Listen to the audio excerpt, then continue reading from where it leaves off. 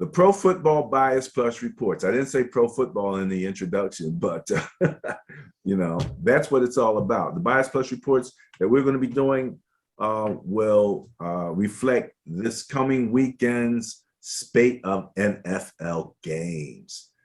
And man, like I said, last week was crazy. Let's get ready to take a look at what's going to come up this coming week in football. All right, Benny, so we're going to start off with the Thursday night game. Man, this looks to be a good one. Well, first of all, I don't know what Tua is going to be doing, but Lamar is on fire. Lamar seems to be answering all the questions, the ability to pass the ball. He's showing pocket capabilities now, which is just raising his profile to a whole nother level, man. Bias Plus score of 13.1 favors the Baltimore Ravens. I'm going to have to go with that bias. I don't know that Tua will be ready for next week. Jacoby Brissett sat in for him. He's got a finger issue. I believe it's the same finger that Russell Wilson had, yet Russell Wilson had like 4 different injuries to his finger, and it looks like he's going to start this week. And Tua basically has a small fracture in the same finger and can't seem to go. Now, I understand a fracture is something that you need to set and let heal. Probably isn't bad enough for it to require a pin, but I don't think Tua is going to go this week.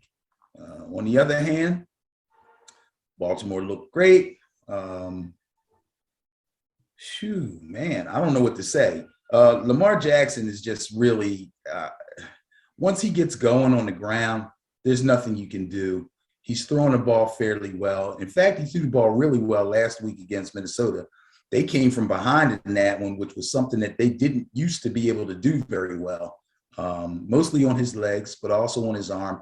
He threw 3 touchdowns. So, I got to go with Baltimore. Yeah, I kind of thought you would. No doubt about it. Kind of thought you would. Okay. All right, Benny, let's kick off the Sunday slate of games. Now, Bias Plus score here, 12.5 favors the Dallas Cowboys, who will be hosting the Atlanta Falcons. But the Falcons aren't exactly dead, are they? No, they're not dead yet at all.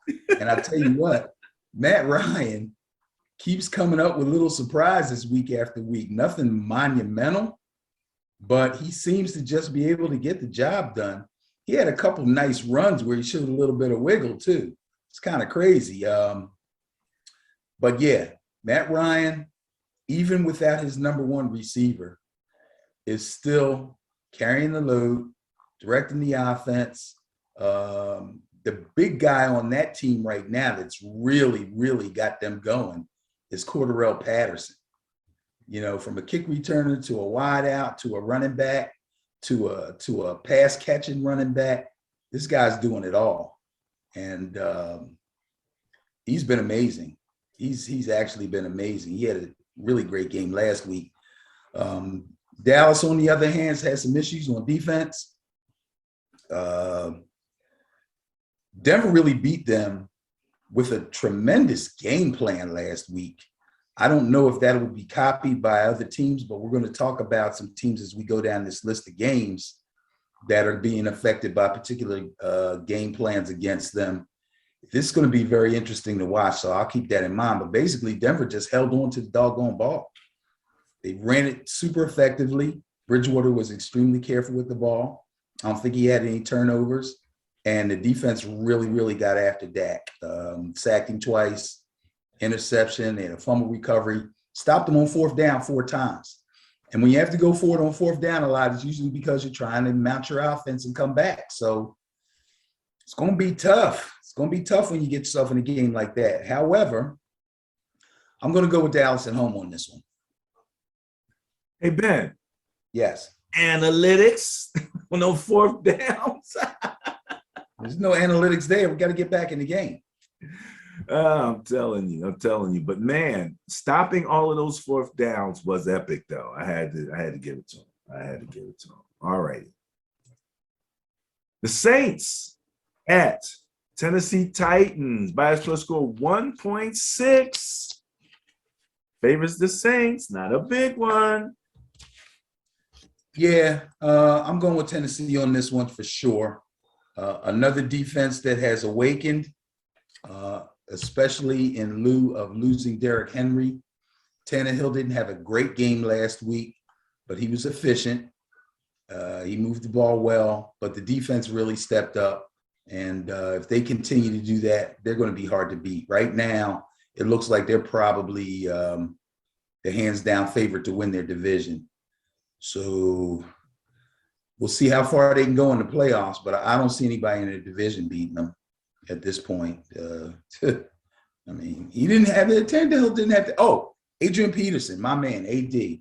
Not a big game. Yeah. And let me just say again, to acknowledge what you said as far as Corduro Patterson was concerned, I just want to say real quick, to me, he's so far like the surprise outside of rookies and stuff of the season. He's not a rookie though. No, man, that's what I'm saying. Not talking. Outside of some of the things that some of the rookies have done. Yeah, I mean, rookies are surprising because you never saw him before. This guy's been around. He's been around, but he never was a big-time producer. He spent a lot of time with Chicago, and I don't want to say he didn't do anything, but he was nowhere near the producer that he is now. Nowhere near. He's doing everything now and doing it great. That's what I'm saying, man. I mean, he's doing it. Okay, I'm sorry. Saints at Titans. Bias plus score 1.6 favors the Saints. Ben, this is one of potentially my intriguing games of the week. You're talking about a net point ranking for New Orleans of 7 and a net point ranking for Tennessee of 8. So they're pretty much. See that. I do. But I don't think this game is going to be intriguing at all. Really? Really. And the problem for New Orleans is their quarterback situation. Okay. I realize in the Atlanta game, they did score 25 points, but there's still some decisions to be made as far as what they're going to do at quarterback. Okay. Jameis goes down. They come back with Trevor Siemian. Siemian has a good game. They start him again. He doesn't do well. Taysom Hill probably would have started, but he had a concussion. He did play last week, but he didn't play many snaps. I think he played 2 snaps at quarterback, and then he was lined up tight end or whatever.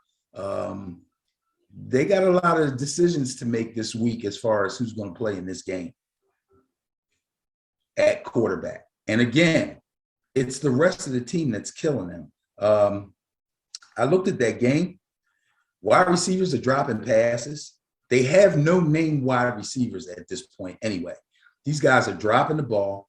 Their offensive line jumped off sides and had so many penalties, it was ridiculous. If you can't support your backup quarterback, who's now going to be a starter, regardless of which guy it is, how far do you think you can go? You know what I mean? And Tennessee is no slouch on offense. So New Orleans defense is going to have their hands full. Matt Ryan just did it to him. I think Tannehill is going to do it to him too.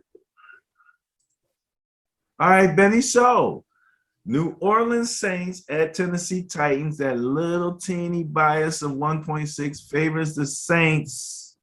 Who you going with? Titans. Going with the Titans in this one, eh? Yes, sir. All right. Yeah, quarterback question versus the loss of Derrick Henry, which they seem to be able to survive. So that makes sense to me. All right, let's see. Jacksonville Jaguars tasting success, tasting blood, going to visit the Indianapolis Colts with a bias plus score of 15.4, favoring the Colts. Won't do them any good. Won't do them. Them who? Won't do them any good. Colts all the way in this one. First of all, they're home. Second of all, last week they played the Jets, who are just about as bad, if not worse, than the Jaguars. They put up 532 total yards on them boys. Carson Wentz threw for 3 touchdowns. Jonathan Taylor ran all over him, caught 2 passes, 200 yards total. Naeem Hines even got off Jonathan 108. Taylor is a phenom. Right. But then when you come back, here's another thunder and lightning. You thunder him with Jonathan Taylor, then you come back with the lightning, Nyheim Hines. 10 touches, 108 yards, and a touchdown. 108 on 10 touches? Yes, sir. He had one really big run. And they got weapons. And I told people 2 or 3 weeks ago, if you don't have Michael Pittman on your fantasy team, it's probably far too late to get him. This kid's dynamic, great wide receiver. Okay. I'm not in the fantasy, but I will definitely keep an eye out for Michael Pittman. Okay. Again, I do believe, yes, this is one of my intriguing game potentials. Cleveland Browns at New England Patriots. Bias plus score of 3.8 favors New England. Well, how much is that bias? I'm sorry. 3.8. 3.8. That's pretty close. Wow. So first thing comes to my head over in Cleveland is Nick Chubb is out for COVID protocols. Who ain't out in that room, man? Right. Everybody but one guy, D'Ernest. Right. So, but D'Ernest has already proven himself to be up for the task. You sure So did. I expect D'Ernest to have himself a good game. The only problem is it's the Patriots defense, and they are solid. So this will not be an easy game. If by some strange twist of fate, New England is able to get a lead or hold this game down to a low score, the Browns may be in trouble. Now, you may say, well, if they get out to a lead, but it's not a big lead, or the score is close and low scoring, the Browns can continue to run the ball. Yes, this is true. But they still got Baker Mayfield at quarterback. And if he turns the ball over, it's a done deal. So I am going to go with the Patriots in this game.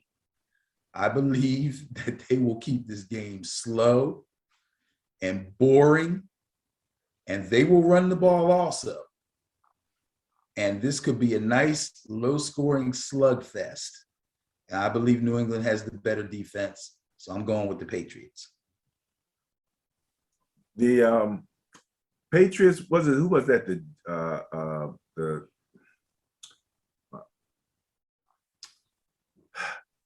Sam Darnold that they played last week, was it?